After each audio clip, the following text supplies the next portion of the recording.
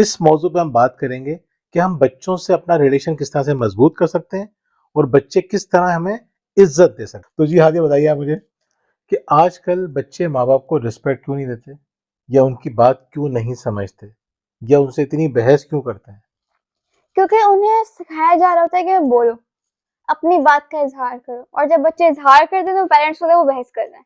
वो बहस नहीं कर रहे होते, वो अपनी बात का इज़हार कर रहे होते हैं।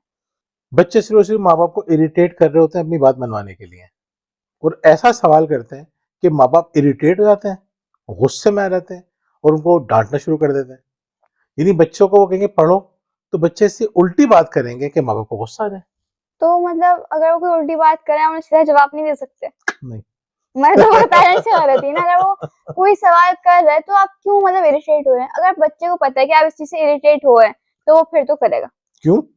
अपनी बात मनवाने के लिए। बता रहे हैं मकसद ये कि बच्चे माँ बाप को इरिटेट करते हैं, तो हादिया का पॉइंट ऑफ व्यू ये है कि बच्चे माँ बाप को इसलिए इरिटेट करते हैं कि वो उनको कंट्रोल करना चाहते हैं।